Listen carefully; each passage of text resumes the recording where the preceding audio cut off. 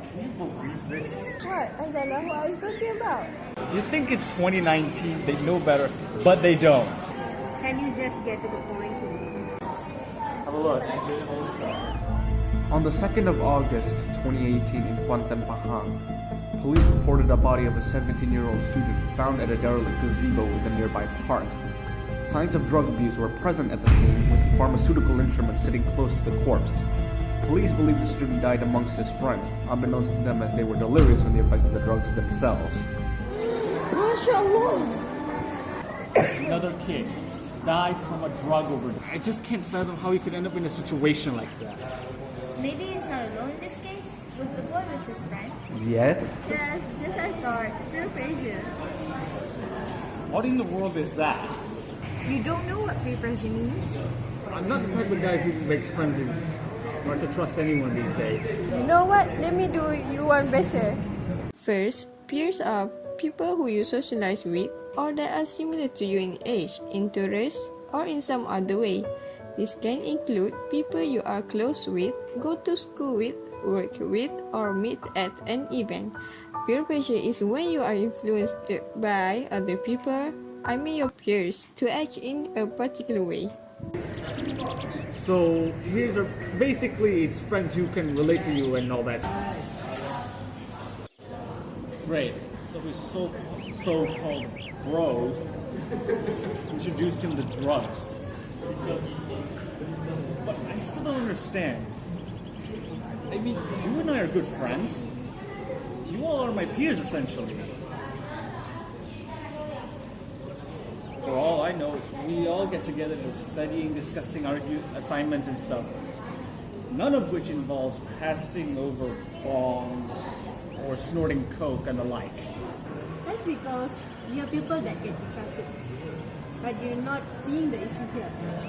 These very people had their academics affected in order to fit in. They placed more emphasis on social relations rather than their studies. Not to mention the financial issues that come with the territory. We are talking about thousands of ringgit spent on useless junk just because they are a popular trend. Remember features minus? Ugh, I don't need to be reminded about that.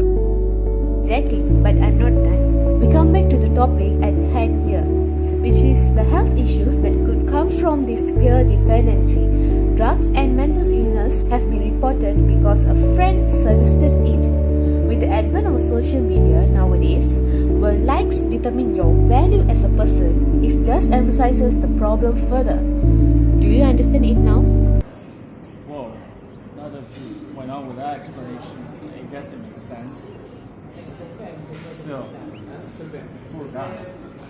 That also brings up another thing. I heard the guy claim that it wasn't his fault, saying that the kid should know his limits. What was the guy thinking? What made him think that was a plausible excuse? 2 words. Herd mentality. What? Sorry, what? It's a type of thinking we're better as a group.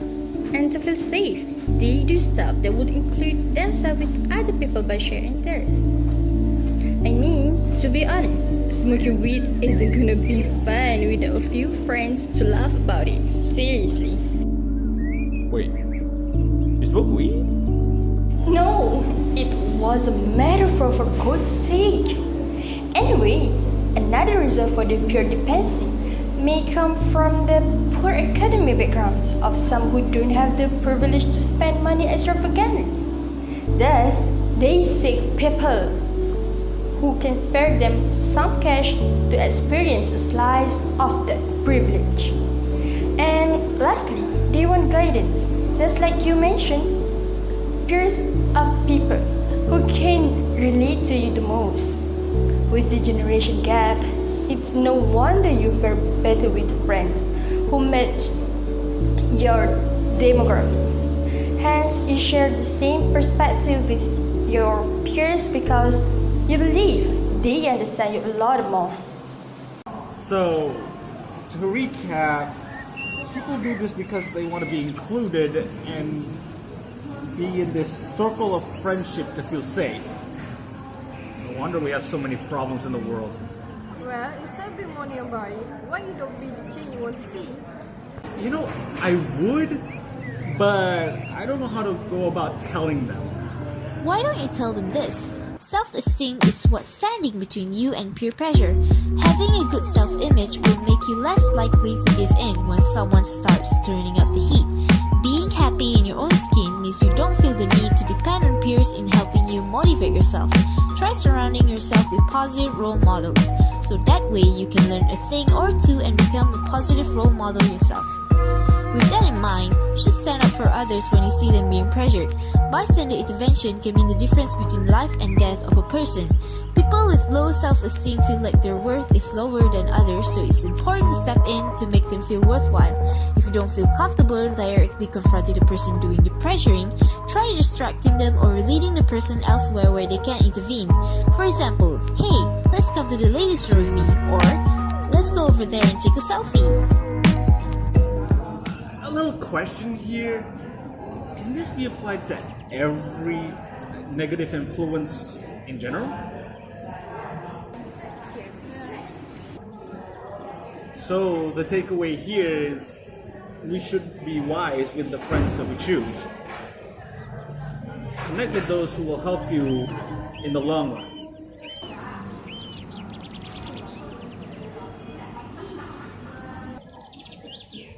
Thanks, Aisha. Thank you all. I think this knowledge will prove useful for a friend of mine. Get going. We've been sitting on our asses for too long. Which reminds me, I've got a graphic design project that I need to finish. Same time tomorrow? Okay. My name is